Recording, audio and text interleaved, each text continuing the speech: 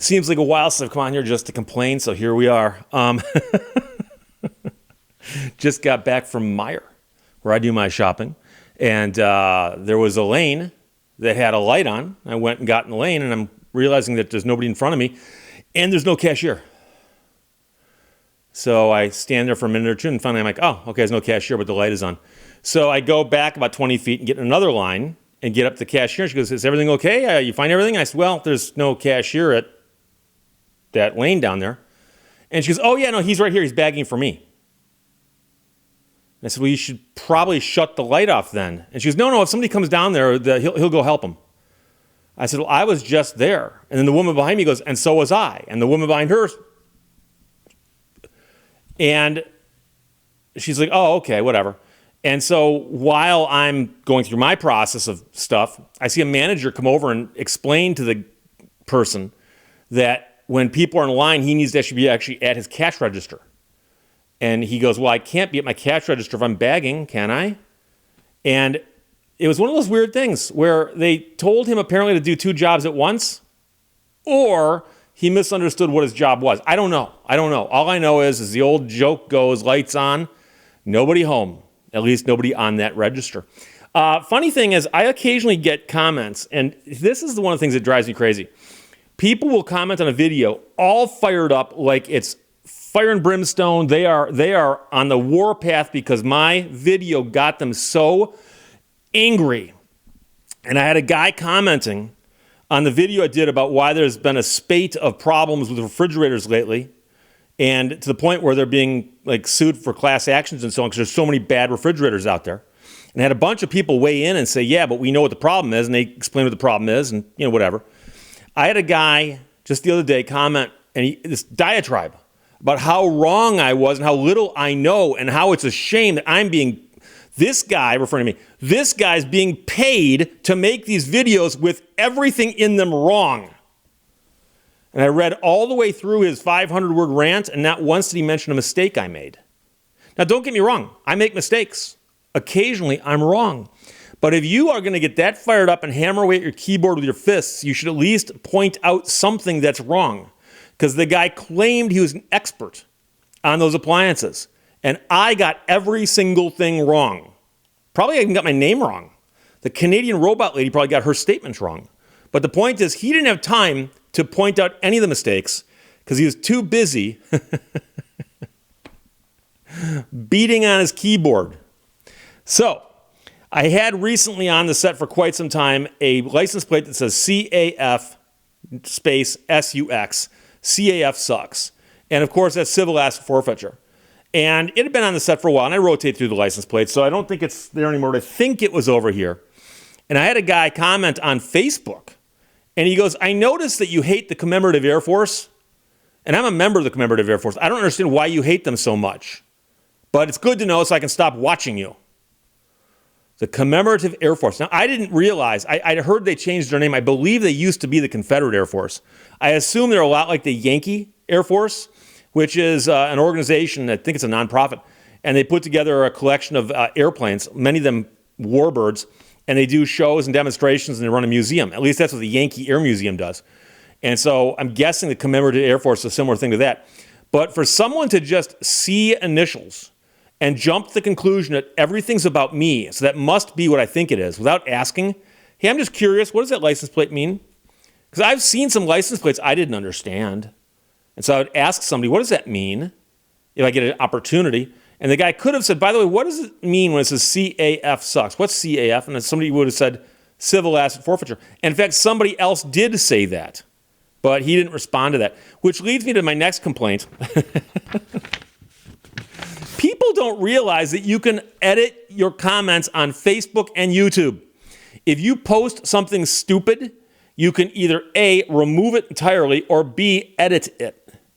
So if you make a mistake, you can edit it. But when somebody responds to you and says, by the way, you said it was Commemorative Air Force, it was really civil asset forfeiture.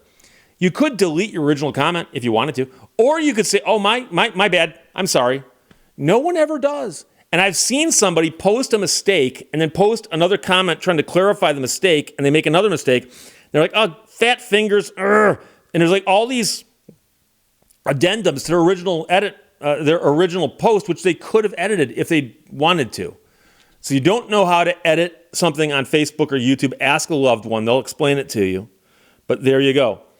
Now, I also have to talk about this.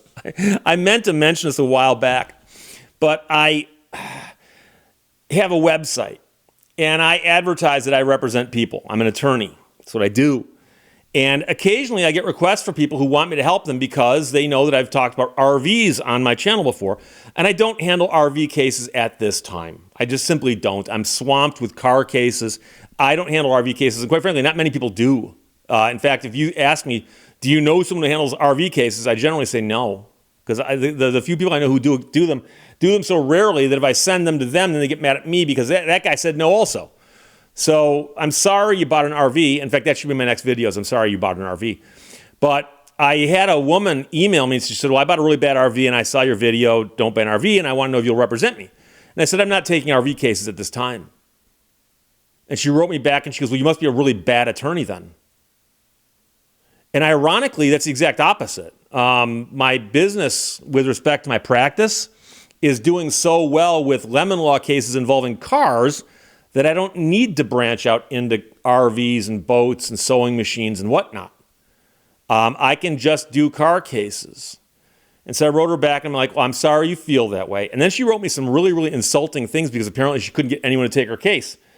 And don't get mad at me. You're the one who bought the RV. Don't get me wrong. Many people still don't know what a trap an RV can become. And then finally, I got to tell you, and this is probably going to be the last time I mention this on my channel, except maybe in a live stream or something. But all of the books have been shipped. All of the books have been shipped. I was contacted by a couple people who didn't get their books, tried to go through it. I have receipts that are longer than CVS receipts. And a couple occasions, I mailed replacement books because it looks like the books didn't get there. And I only had one book returned. One. And it was returned because a forwarding order had expired, but media mail can't be forwarded. And somebody ordered a book and didn't tell me that they had to have a forwarding order. And so I sent an email and I said, I'm really sorry, but your book got returned. Your address is apparently bad. And the guy goes, well, I moved. And I said, yeah, but I need your new address. And he said, oh, I thought I said, no, the media mail's not forwarded. So I need your new address. So he gave me the new address. I sent it. He got it. Okay. So that's fine.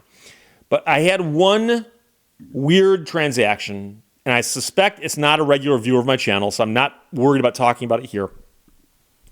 But when I take the package, the box of books to the post office, they type in the address of every single one. They print out a new label for it. And the new label's got a barcode and all that information.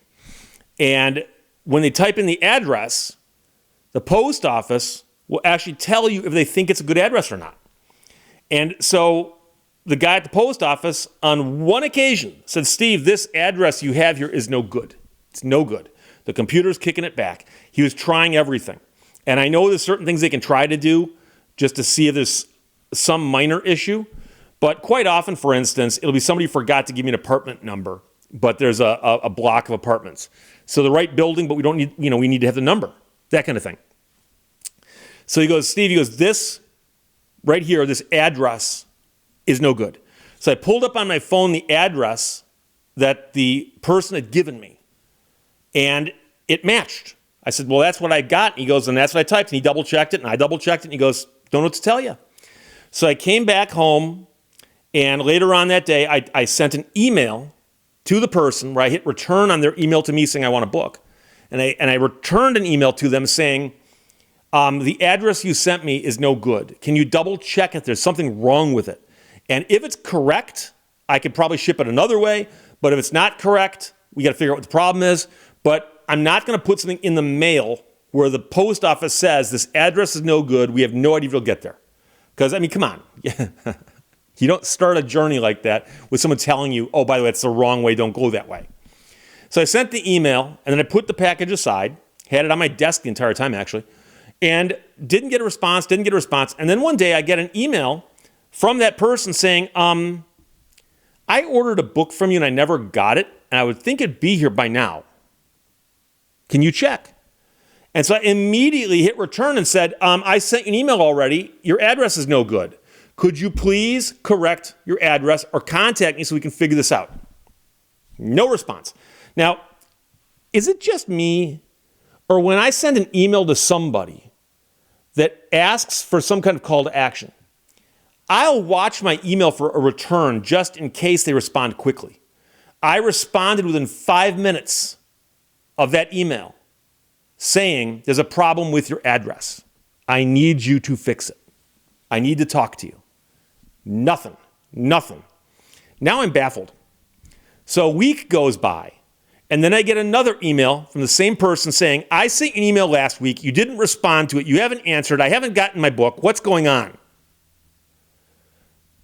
So I immediately hit return and said, I've now written to you twice previously. This is my third email to you. There is a problem with your address. And just to make sure, in case it's a problem, I changed the subject line from book to American Murder Houses, in case that had something to do with it. No response. So now I'm thinking, what do I do? I had never done this before. I was unaware I could even do it. But I went into the Square, because that's who does the invoicing for me. And Square actually has an option where you can refund money to people. So I hit the refund this button, and it goes, why are you refunding the money? And I wrote in the subject line, bad address. And they refunded the money, so that person's got their money back. So unfortunately, they did send me $15, which I had for a little while, but I refunded it when I realized I think I ended up sending them 5 emails, 2 different subject lines, and they kept saying why, what's going on, and I'm answering them.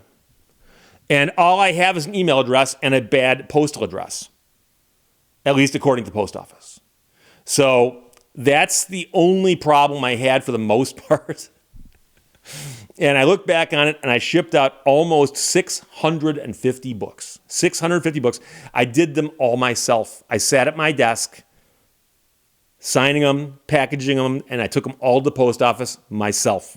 And so they're all out there. If you don't have a book and you haven't contacted me yet, and you did order one and you paid for it, please let me know. But I'm pretty sure I've got everyone taken care of right now, except for the one person who's been refunded. And I'm expecting tomorrow, the next day, I'm going to get an email going, I keep emailing you. You won't respond to me. I paid you $15. Where's my book? And I'm going to respond to her and say, I've already refunded your money. But Square will notify her, and then they just put the money straight back into her account. So there's that. But like I said, 650, and there's only one issue altogether. So there you go. Questions or comments, put them below. Let's talk to you later. Bye-bye.